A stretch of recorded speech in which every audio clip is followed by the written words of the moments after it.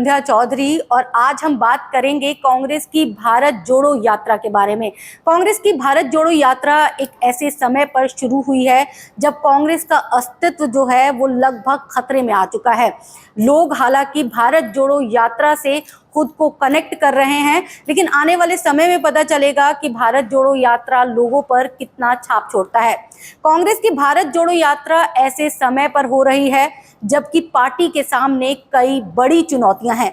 इनमें सबसे बड़ी चुनौती ये है कि अपने नेताओं को कैसे पार्टी छोड़ने से रोका जाए और कुछ नेताओं को वापस पार्टी में भी लाया जाए। इसके अलावा अपने कार्यकर्ताओं को कैसे एक्टिव किया जाए, जनता को अपने साथ कैसे लाया जाए ताकि 2024 के चुनाव में पार्टी बेहतर प्रदर्शन कर सके। कांग्रेस को उम्मीद है कि इस यात्रा के बाद जनता की भावनाएं उसके साथ जुड़ेंगी। क्या कांग्रेस फिर से अपने अस्तित्व को बना पाएगा? पार्टी से निराश जनता को क्या फिर से कोई उम्मीद मिल पाएगी? हालांकि इसका जवाब आने वाले महीनों में ही मिल सकता है। लेकिन भारत जोड़ो यात्रा से पहले भी देश में ऐसी कई पद यात्राएं हो चुकी हैं जिन्होंने सियासी हवा का रुख बदलते हुए कुर्सी संकट झेल रहे राजनेताओं को सियासी गद्दी पर आसीन कर दिया है।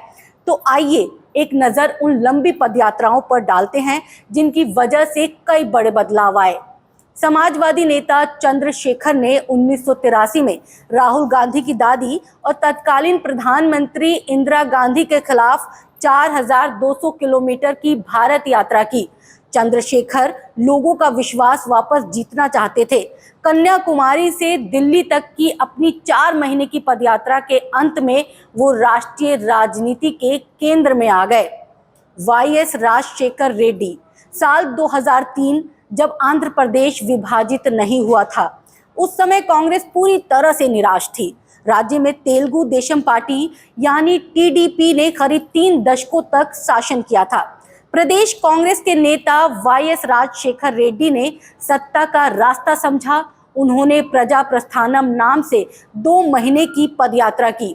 उन्होंने अपने चुनाव अभियान के हिस्से के रूप में राज्य के कई जिलों में भीषण गर्मी के महीनों के दौरान लगभग 1500 किलोमीटर की यात्रा की। बड़े पैमाने पर जनसंपर्क कार्यक्रम ने लोकप्रिय भावनाओं को उलट दिया और चंद्रबाबू नायडू के नेतृत्व वाले टीडीपी के शासन को खत्म कर दिया। रेड्डी ने मई 2004 में मुख्यमंत्री के रूप में शपथ ली और 2009 में विधानसभा चुनाव भी जीते। हालांकि उसी साल एक हेलीकॉप्टर हादसे में उनका निधन हो गया। चंद्रबाबू नायडू। साल 2004 में वाईएस राजशेखर रेड्डी की पदयात्रा ने चंद्रबाबू नायडू को हराया। उसके बाद 2009 में भी उन्हें हार का सामना करना पड़ा। उसके बाद टीडीपी नेता नायडू ने भी साल 2013 में वही रणनीति अपनाई। नायडू ने 208 दिन की 2800 किलोमीटर की पदयात्रा की, जिसे वास्तुना मिकोसम यानी मैं आपके लिए आ रहा हूं का नाम दिया गया। यात्रा के दौरान नायडू जनता के बीच खोई हुई अपनी पकड़ को फिर से स्थापित करते हुए नजर आए। साल 2014 के विधानसभा में उनकी पार्टी सत्ता में आई।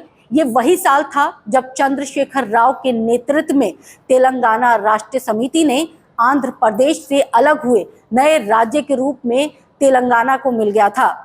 वाईएस जगन मोहन रेड्डी। अपने पिता वाईएस राजशेखर रेड्डी के निधन के बाद जगन मोहन रेड्डी ने भी लोगों से मिलने और उन्हें सांत्वना देने के लिए आंध्र प्रदेश का दौरा शुरू किया। जगन मोहन रेड्डी और कांग्रेस के बीच खटास थी, जिसके बाद उन्होंने कांग्रेस छोड़ दी और 2011 में अपनी खुद की वाईएसआर कांग्रेस पार्टी बनाई।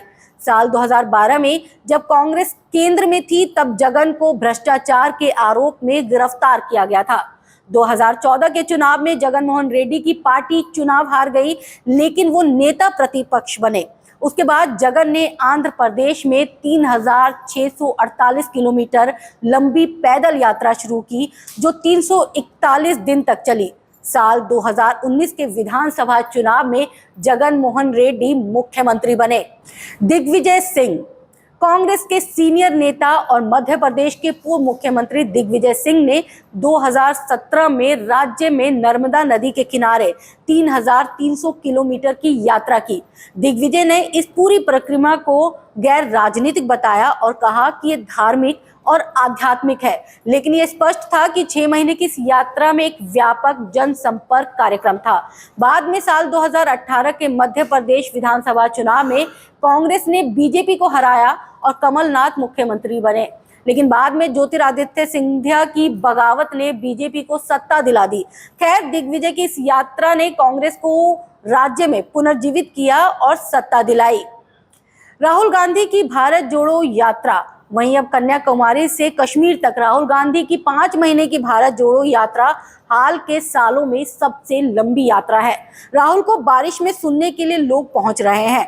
यात्रा में छोटे बच्चे, युवाओं, बुजुर्गों, महिलाओं को गले लगाने या अपनी मां सोनिया गांधी के जूते के फीते बांधने की फोटो भी वायरल हो रही है।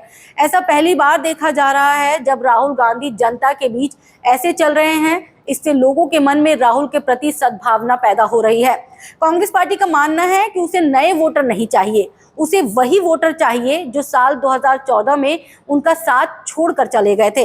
हालांकि भारत जोड़ो यात्रा कांग्रेस और राहुल गांधी को आने वाले चुनावों में कितनी मदद करेगा, ये तो समय ही बताएगा, लेकिन इस यात्रा से लोगों के जहन में राहुल गांधी की एक अलग छवि जरूर बनती हुई दिख रही है।